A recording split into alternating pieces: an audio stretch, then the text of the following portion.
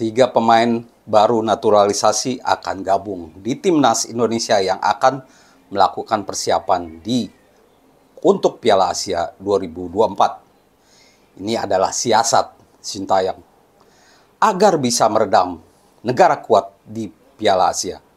Seperti apa? Saya akan beber di video ini.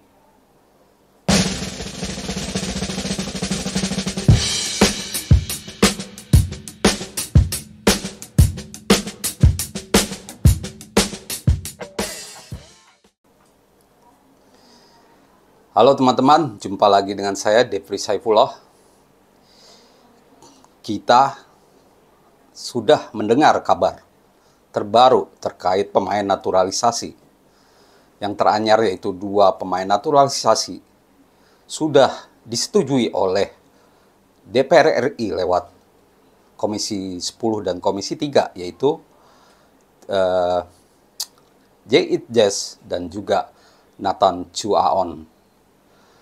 Ini artinya ada 3 pemain yang kemungkinan besar masuk di skuad timnas Indonesia untuk Piala Asia 2024 nanti, yaitu sebelumnya ada Justin Hubner yang akan diambil sumpahnya pada 7 Desember ini, lalu J.I.D. Jes dan juga Nathan Chuaon.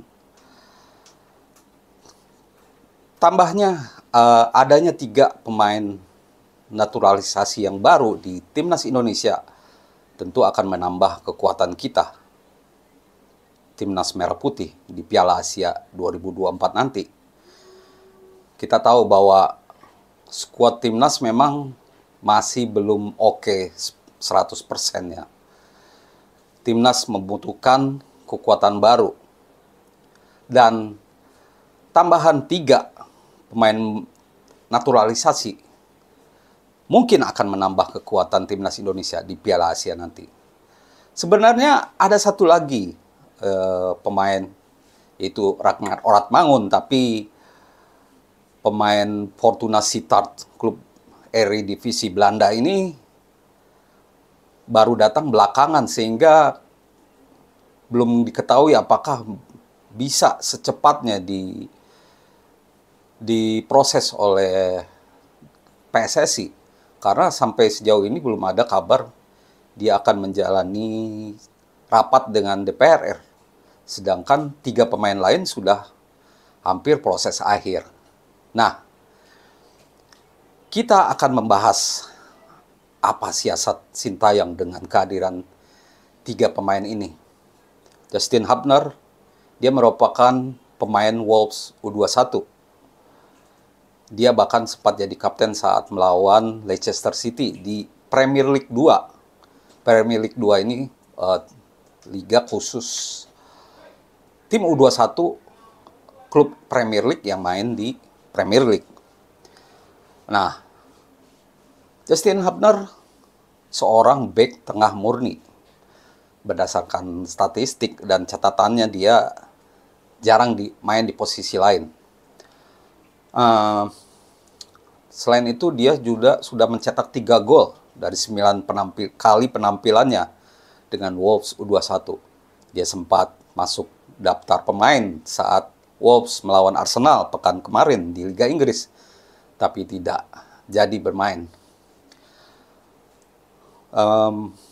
Tentu Justin Hubner ini seorang bek yang potensial, dan saya melihat bahwa mungkin lebih baik dari bek-bek yang ada sekarang. Mengapa? Karena dari level klub saja dia sudah main di Premier League. Sedangkan Elkan Bagot masih di Championship. Lalu siapa yang akan tergusur oleh Justin Hubner ini? Sabar dulu. Kita bahas lagi pemain kedua, yaitu J.I.D. Jes, yang juga main di Serie B Liga Italia bersama Venezia. J.I.D. Jes punya postur tinggi dan dia bisa main di tengah dan juga sebagai gelandang bertahan. Nah, di antara 3 naturalisasi baru, J.I.D. Jes inilah yang bisa main di dua posisi. Jadi seperti Sandy Walsh ya.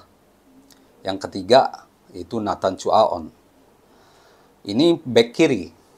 Nah, tentu sebagai back kiri dia akan bersaing dengan pemain-pemain lainnya. Ada Pratama dan Sandy Walsh. Nathan Chuaon ini main di Championship ya bersama Swansea City. Dan pastinya memiliki kualitas yang baik.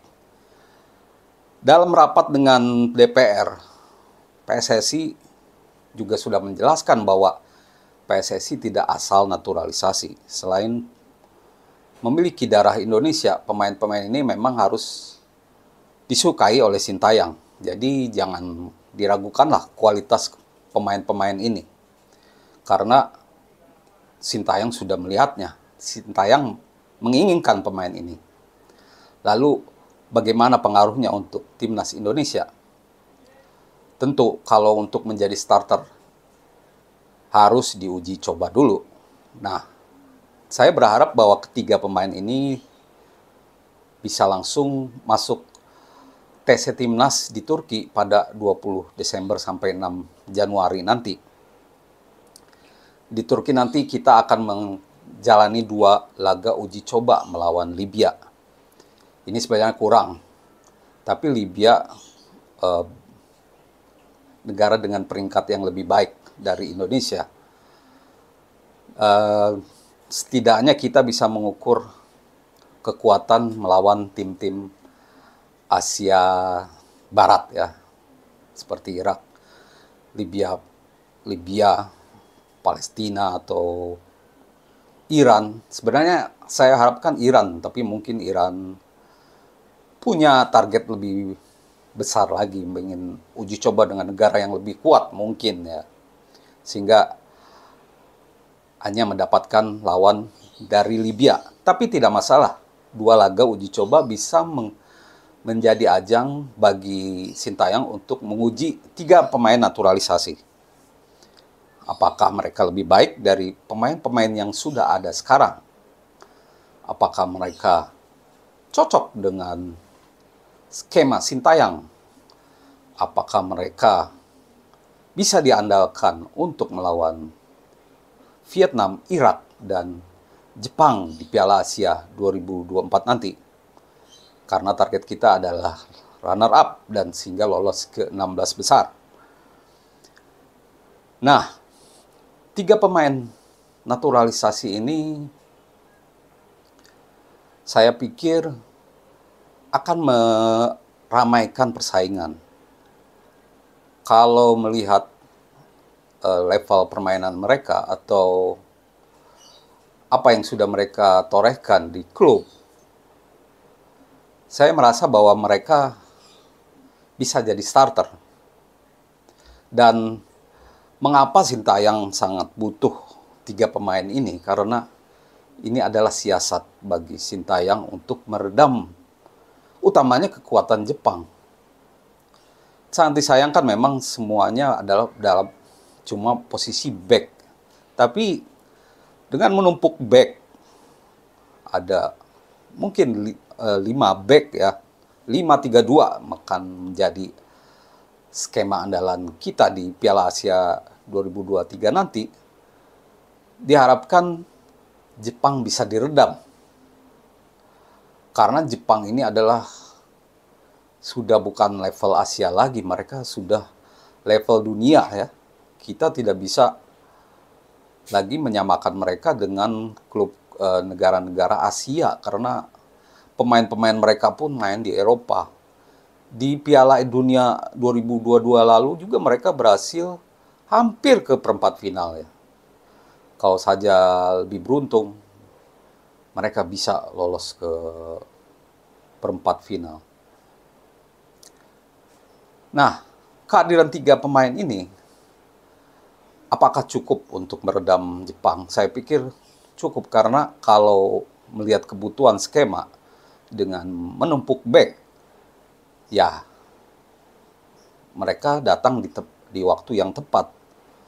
Nathan Chuaon menambah persaingan dengan Sandy Walsh atau Pratama Arhan. J.E. Jazz menambah persaingan back tengah dan juga gelandang. Dan juga Justin Hubner menambah persaingan di posisi back tengah. Dan bagaimana formasi timnas nanti? Perkiraan saya, kalau dengan kehadiran 3 pemain naturalisasi ini, Justin Hubner akan mengisi starter di di back tengah bersama Elkan Bagot. Mengapa? Postur keduanya tinggi. Selain itu usianya muda. Bukannya merendahkan Jordi Amat ya, tapi pemain Jordi Amat sudah senior dan belakangan ini banyak melakukan kesalahan.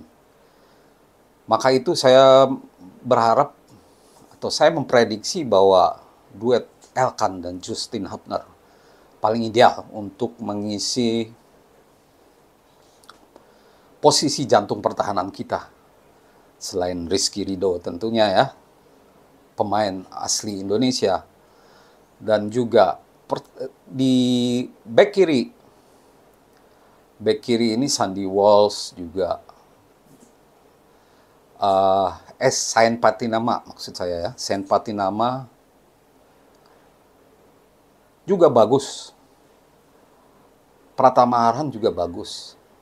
Saya agak susah memprediksi ini karena harus dilihat dulu bagaimana Nathan Chuaon connect dengan timnas. Kalau langsung connect, dia bisa jadi opsi untuk jadi starter.